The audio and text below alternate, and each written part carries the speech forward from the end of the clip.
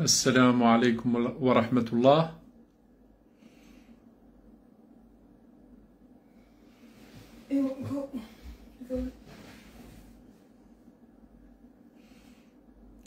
السلام عليكم ورحمة الله.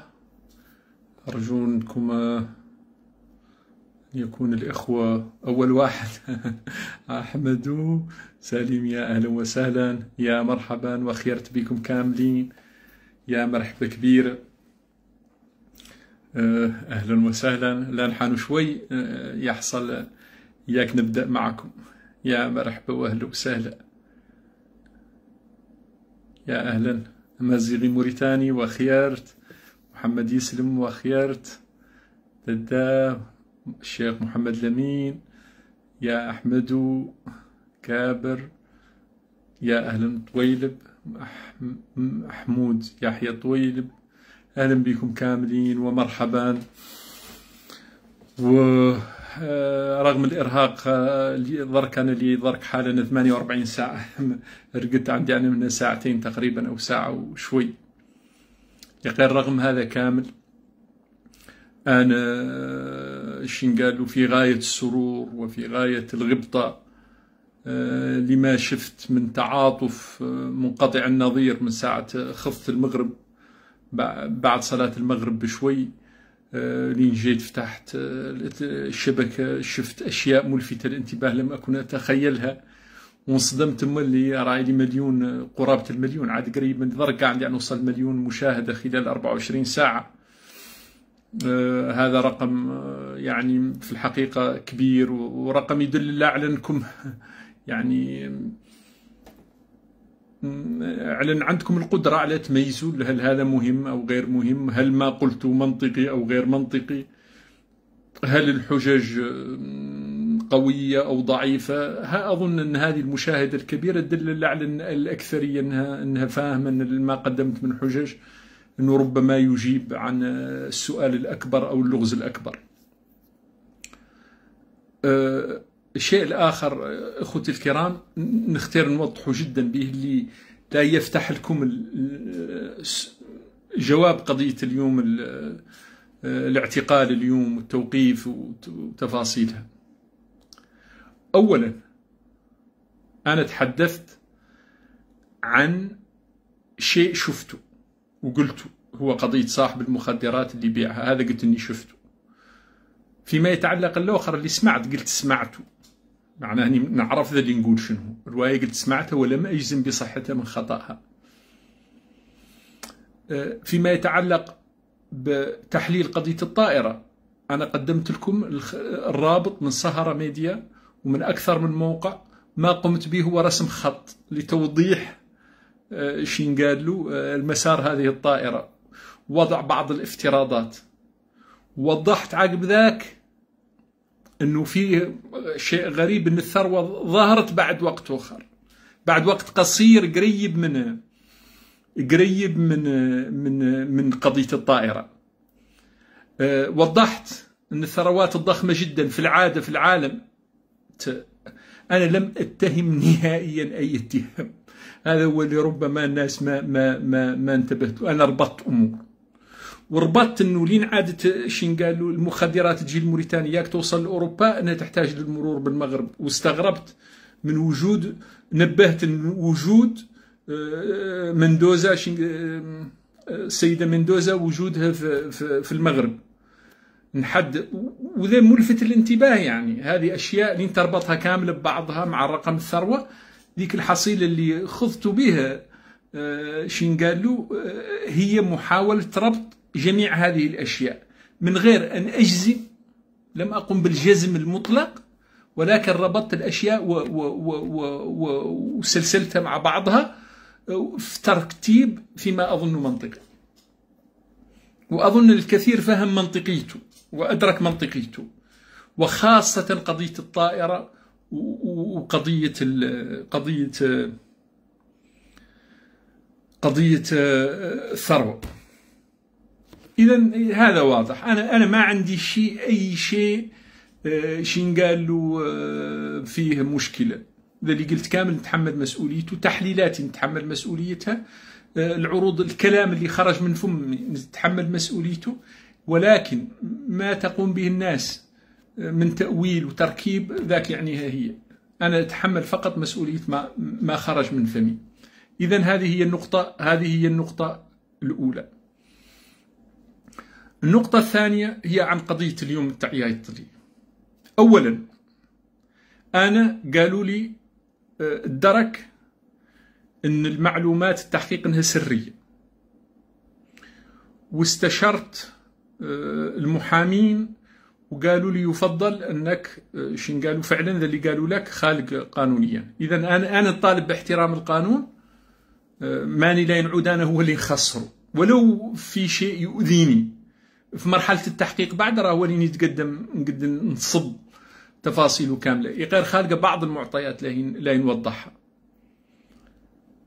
واحد، أنا وعيط لي في يوم عطلة، بداية العطلة، في شيء غير مستعجل، ما هو مستعجل. الشيء الثاني، الأسئلة اللي طرحوا علي القضية اللي مشكي مني فيها وننبهكم على رواية يمكن التحقق منها في دقيقتين. حد قال اني دعيت عليه شيء ما هو صحيح ولا يتعلق راه هو بالبث لعلمكم الغريب، وانا قلت له قد يحقق منه، قد يسول شين قالوا المصادر اللي قلت لهم، قلت يسول ويؤكد منها خلال دقيقتين، ما هو خلال قاع 3 دقائق. اذا ما تحتاج الى الاعتقال ولا تحتاج الى من طول الروايات، ولين نوضحها يلا في الحالة الطبيعية انت ماشي، خاصة اني معلوم مكان ماني رجاج لا يهرب، وتعرضت الامور اخطر منها، وانها قاع بسيطة. هي الشكوى اللي فيه جزئية بسيطة جدا تفصيلية شديدة البساطة. اذا حد يقبل حد ما هو مصحح ويعيط له في وجه الويكند، وهذا ما هو مثلا في شيء كيدي، كيف اللي يختاروا يبردوا الاخلاق، كيف اللي يختاروا يبردوا الاخلاق الطرف الثاني. هذا فعلا كان شيء سلبي تماما. الشيء الآخر، حاولوا أن يدخلوا أشياء من قضية البث في موضوع الشكوى، وهما الاثنين ما هم مرتبطين، كأنهم يناظروا الحجج للطرف الآخر. هذه اللي كانت يعني بيني، وقلتها لهم بكل صراحة، قلت لهم انتم متباركين مع خصومي تبنوا لهم حجج، وهذا ما هو صالح، ما هو تصرف سليم ولا هو تصرف جيد. لكن ماني لا ندخل في التفاصيل هذا بشكل عام. ليفت قلت لهم هذا كامل، وضحت لهم الحجج ونعت لهم انهم يمكن تفكيكها في دقائق، انهم لا يرفدوا التلفون حالا يقدروا يفكوها. قالوا لي انت ذيك الساعه ما فاتوا، قالوا لي موقف، قالوا لي رانا موقفينك لا عاد تحتاج لشيء. والله قلت لهم ما احتاج لادويتي، ما في شيء اخر، ندور ادويتي وتجيني، وربما كتاب او اذنين انت نتبارك معاهم. وجابوني الغرفه مضبوطه، وللامانه تعامل اخلاقي من العناصر، شديد الاحترام، نحس قاع فيهم بياسر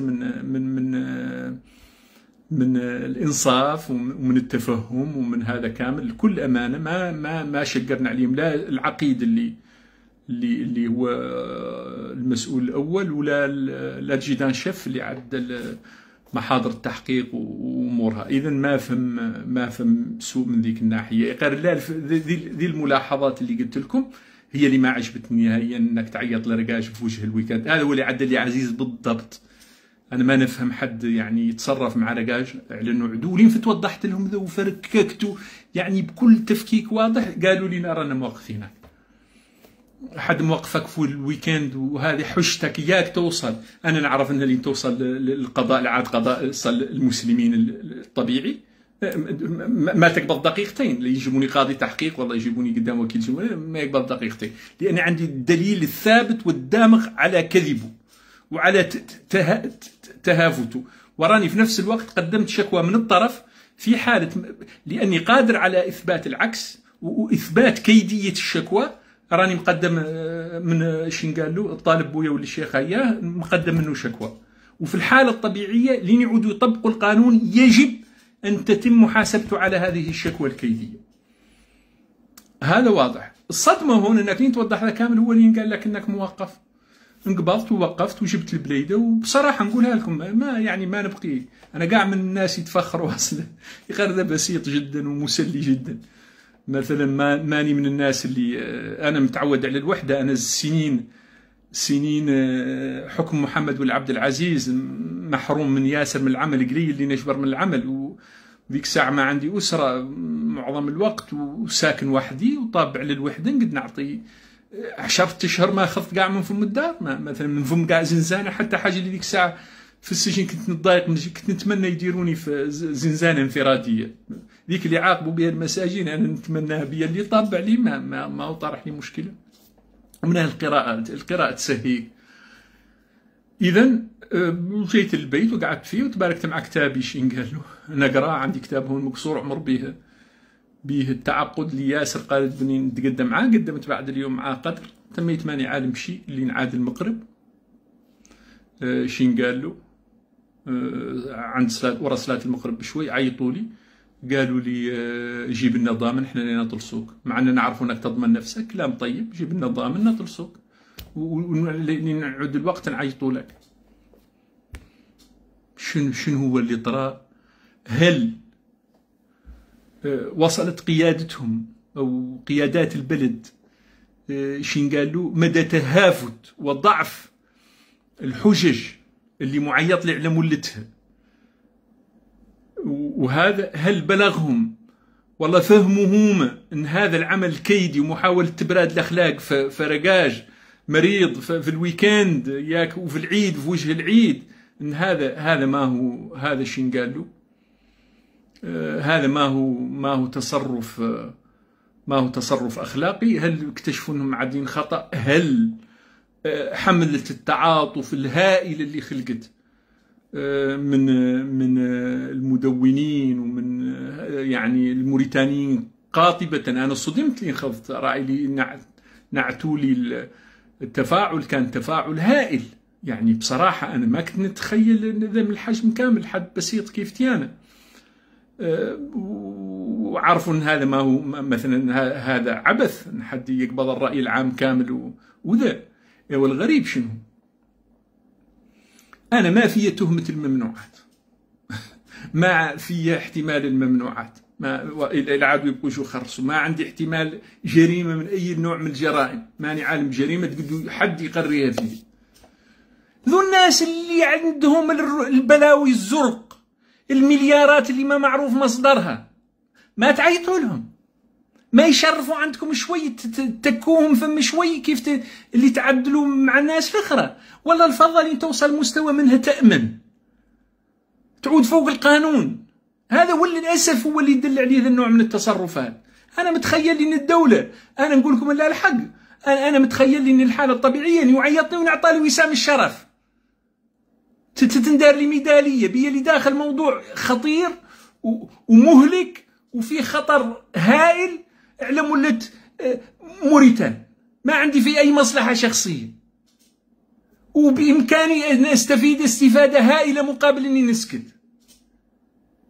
تعودوا انتوما شين قالوا تعود نتيجتي معامل كيف المجرمين جاب يوم الويكند إياك تبرد فيا الأخلاق. دوروا مندوزا شوية ظهرها تعطف عليكم. هذا اللي معدلين ذي دوروا فضة مندوزا. هذا هو اللي كنت نقول لكم، هذا هو اللي كنت نقول لكم، خطورة المال الإجرامي وأنه قادر على أن يحول جهاز الدولة إلى جزء من العصابة. هذا هو المرعب، هذا هو المرعب. جندرمري هي عين الدولة وأذنها. ثم تعرفوا جندرمري شنهي؟ ثم هون ياس من الناس ما يعرف ترتيب الأجهزة الأمنية. شوفوا احنا عندنا مكتب ينقالوا مكتب التوثيق، وتقولوا الناس بد اهتمامه الرئيسي هي قضايا الخارج، التجسس الخارجي، الشبكات الإرهابية، الأشياء اللي تتعلق بالخارج بشكل أساسي، حماية المعلومات في السفارات ربما يعتبر نظريا منها، أشياء من هذا القبيل، مكافحة التجسس وأشياء قضيتها خارجية. الثاني جهاز الأمن، إدارة الأمن، وتنقسم إلى عدة أقسام، فيها الشرطة وفيها أمن الدولة جزء يضمنها. هذه الأمن العام، الشرطة، بوليس، الأمور شين قالوا الحياة اليومية، التلوصيص، مشاكل المرور، مشاكل ذا النوع. الرواية الجدية الحقيقية والمعلومات الجدية واللي توصل للرئيس يوميا هي جندرمري. لا بد من تقاريرها، هي أهم تقارير في موريتانيا، هي عين الدولة الحقيقية. إلين تعود عين الدولة الحقيقية بالغة من الضيق، تشوف اللاو الودادي شكوى معدلها منه واللي شيخاية، وذي الحالة الكبيرة العريضة الفاضحة ما تقدر تشوفها. هذا في خلل، هذا في خلل، هذا ما هو طبيعي. نعودان الفقير إلى ربه قليل الحيلة، هو اللي نبه ونقيم العياط على ذي الممارسات الخطيرة، وجندرمري تلود اليانة. هذا ملفت للانتباه، هذا ملفت للانتباه، وهذا يخلي الشكوك يعني تدور في الأذهان. والأسف ذا هو اللي دائما يخلق في الدول اللي فيها الجريمة. أراني بعد لا نقول لكم رواية، ما لا أقصد به حد عن حد، وأحترم جميع القطاعات، لأني أنا ماني كيف ياسم الناس في مرحلة معينة من المراهقة ربما، وخاصة زمن الطاحين في الحركات السرية والصدام مع الدولة في الشنقال، فهذا تعود عندك شوي موقف من ذلك. أنا نعرف أهمية هذه الأجهزة، ونعرف الخدمة الجليلة اللي تقوم بها، ونعرف أهمية الشرطة. ياس منكم ما يعرف أهمية الشرطة، أنا نعرف أهمية الشرطة، نعرف أهمية الشنقال والأجهزة الأمنية والدور اللي تقوم به، ونعرف أن لين تنترك الفوضى مدة لحظة واحدة تحول موريتانيا إلى غابة. أخطأ. الحاجة الأولى للإنسان هي الأمن. معناه أني ماني من الناس اللي مشيشر وشنقال له كذا والأجهزة السيئة. لا لا لا، هي أجهزة طيبة وتقوم بدور كبير. غير هذه ملاحظة، وأظنها ملاحظات يعني منطقية وعقلانية، ويلا يتم التفكير فيها. تتموا لين يعود رقاجي ينبه على المخاطر. هذا تلاو أنا قاعد لكم عاملتوني معاملة عادية، تلاو يجي تقبضوه يوم وتلاو حجاج ساعة الآخر تقبضوهم تبردوا فيا الأخلاق. ليش؟ أنا اللي معدل لكم شنو؟ اللي قمت به سيء ضد البلد شنو؟ أنا شن قالوا فيا تهمة البودرة، فيا تهمة الحجرة، فيا تهمة الإرهاب، فيا تهمة تاج. هذا مرعب، هذا اللي يشوفوه الناس، هذا هو اللي بياسم الناس ما يقدر يتكلم. يقول لك أنا قالوا هذه واحدين قالوا لي شت أنت أول شيء لا يتبارك معاك الدولة به اللي هذا كامل معدل برعايته وحمايته. أنا هذا غير مؤمن به إلى الآن، إلى بل لاحظتي ماني مؤمن به. وإذا عاد خالق والله لا يخلق دون حاربوا مهما كانت النتيجة. أنتم هي مادة لابد من يعود فيها حد يقد يتكلم، لابد فيها حد يعود يقد يوقف في وجه ذي الشرور الذي احنا ما نقدر نعودوا كاملين ساكتين. هذا ما يصح منطقيا. أنا نعرف أنا صغير ذيك الساعة نقول هم الناس ترى يحكوا لي الوالد قصص المسلمين والفاتحين وصدر الإسلام وذو القصص والتاريخ والجهاد ضد الاستعمار. دائما نفكر في راسي نقول هم ذيك الساعة الناس ما تعود كاع خيرة وتوقف مع الخير. علاش ما يعودوا أبطال كيف بكار وكيف محمد المختار؟ الناس أكثريتها ما الناس الخيرة قليلة، دائما الأكثرية ما قاديلها. كنت دائما نفكر في ذنه نقول عجيب أنا بعد لوني في الزمن الأول دون عود بطل. يخليني لين كبرت فهمت إن الأكثرية كاع ما ماشي قال له أكثرية الناس ما قاديلها ولا تراعي في أبعد من أنفها. ذي هي الكارثة. تعود أنت تراعي في كارثة متأكد منها محققة، حيط تراعي في الناس ماشي بسرعة 380 قايسة حيط، ولين تتكلم تعود غريب والله تعود شاذ والله تعود تعامل هذه المعاملة الرذيلة والله التي لا تليق. على كل حال هذا ما هو أكبر من قده. أنا الحمد لله عندي تجربة. ربما الاعتقال الأول كان ما كثر علي، ربما العاد الكدر من 100 دوعود الأول كثر علي ب 25%. هذا أنا قاعد نضحك، أكثريته قاعد مضحكني ما هو هذا. وحتى إلى قست السجن شين قال له فما أصحابي ومسلي في ياسم المراد حد كيف تيانا من اللقبة دو يجبر في ياسم المراد ولا وحازمني قال حازمني اللي يألمني واللي يبقى في أخلاقي ذا البلد.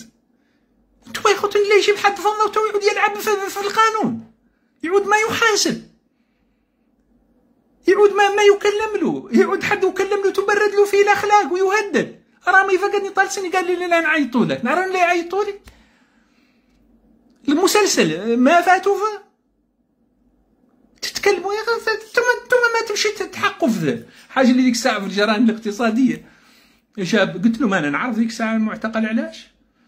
اعتقالي زمن ولي عبد العزيز، قلت له ما انا معتقل على السبب اللي نشرت عن الديار، الوثائق للديار اللي باع الشيخ الرضا الول محمد عبد العزيز، وجادني تهديد ذيك الساعه نويلي ان هذا هو السبب الحقيقي. قال لي منادم المحقق صاحب الجرائم الاقتصاديه، قال لي انت كاع ما تخلي الدوله تقوم بدور، هذا ما هو مسؤوليتها، خلي الدوله تقوم بدورها وتوتحاني النتيجه. قلت له لو انكم تقوموا بدوركم كاع نعود انا تاكي نشرب العصير ونخرص المسلسلات. ليشكم انتم انكم تقوموا بدوركم ماني نعود انا درك نتابع اش قالوا الاعتقالات ونتابع هذا، نعود قاعده ما لحق المرحله كامله. احنا ندخلوا ونتكلموا من الحرقه لعدم التحرك، وهدفنا انه نفهموا الناس ياك يفرض الحراك في وجه هذه شين قالوا الظواهر السلبيه والخطيره. يعني شين قالوا لا بد من نتحركوا، لا بد من نوقفوا في وجه هذا هو بشكل عام. يعني انا ما عندي اليوم الكثير ولا عندي شيء قبال يعني اكثر من هذا، لا نقولوا ولا نخرج تعليقاتكم، لا نشوف هل هناك اشياء تحتاج اني نوضحها. يعني هل قدمت الادله لفرقه الدرك؟ نعم قدمت لها الادله على ان الشكوى التي تمت انها شكوى كيديه وباطله، والادله الواضحه واعطيتهم باسم حيله يمكن التحقق منها بسرعه وفورا. غير هذا اذن تدخل من هون وتؤخذ من هون. الحمد لله اللي جا الامر ما نعرف انا جا من جا شيخهم، جا من حد اخر، جا من ما نعرف. هذا هو اللي خلق. هو واحد في السياسه عساك من تيريزا ذي البحشيش اللي تتكلم بها خليها، عيب هذا كلام عيب. هي فقدني شفت وحدين رغم الأكثرية الكبيرة هذا، شفت وحدين من جميعة تيريزا مندوزا يهدوا ويقولوا يوم الثلاثاء وسترى وستشوف ولا يوقع.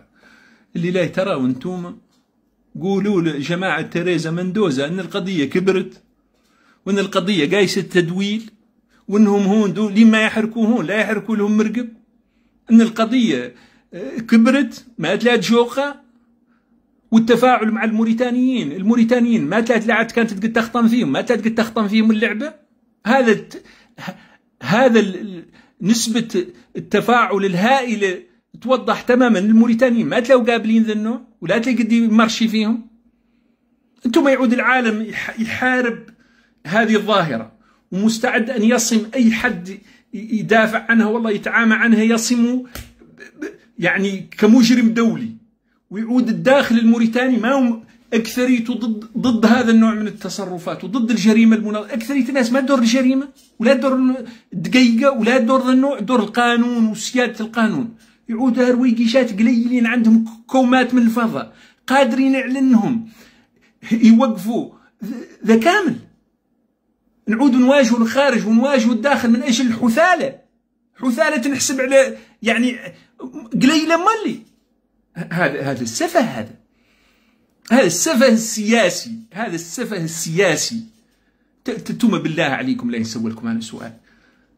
في 20 من عمره يعاني من البطالة كأغلبية الموريتانيين، وعنده مشاكل معيشة هذا ومشاكل التوظيف ومشاكل هذا.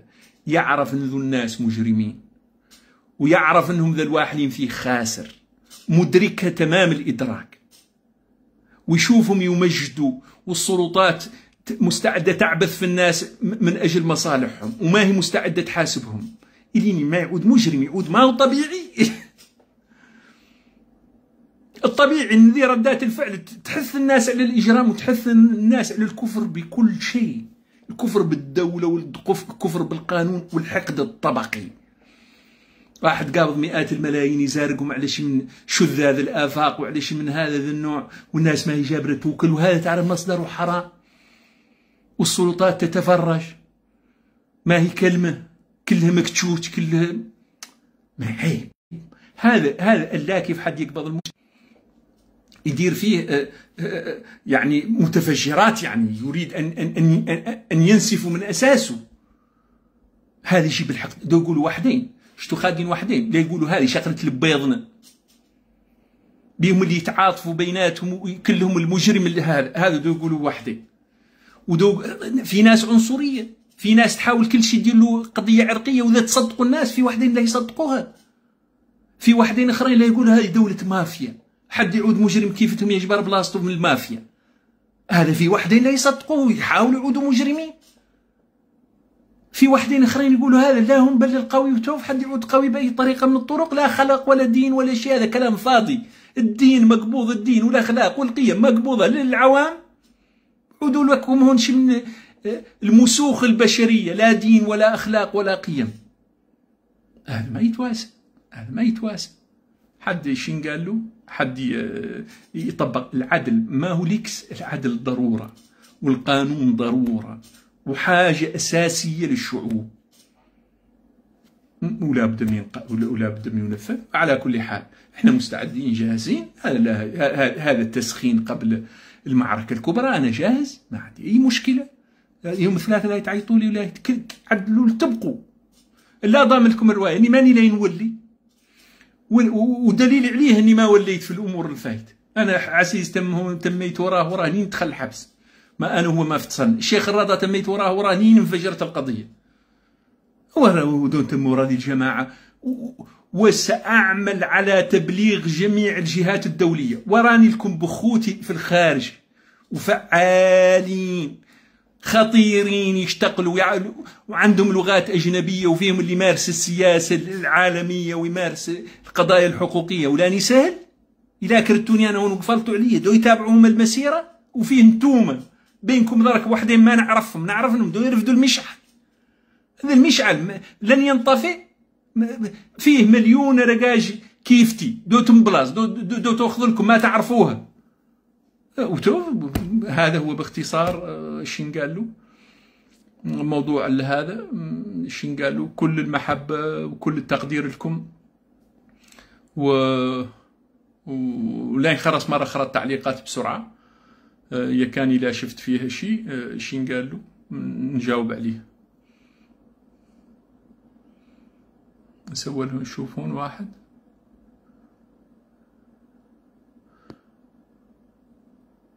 هل لكم معلومات عن زيارة الرئيس إلى إسبانيا، وهل تطرق لموضوع تيريزا؟ والله يا أخي الكريم ما عندي أي معلومات.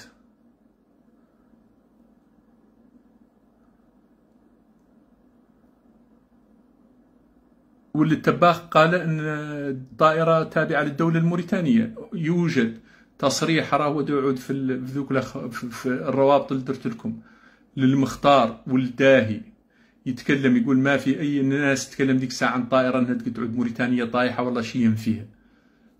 راه هو موجود على هذا. واحد يسولني هذه الشكوى قدمها الطالب بويا. نعم قدمها الطالب بويا. طالب بويا صاحب السوابق يقدم مني أنا شكوى، والله هي قبال.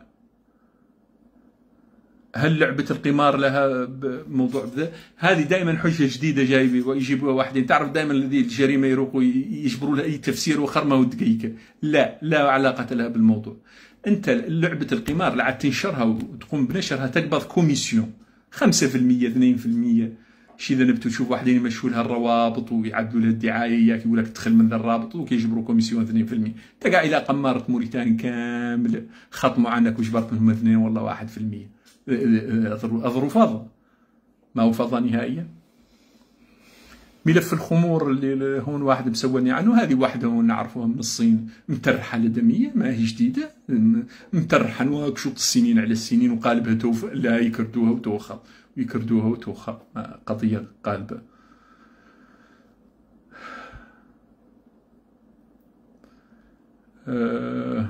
الخوث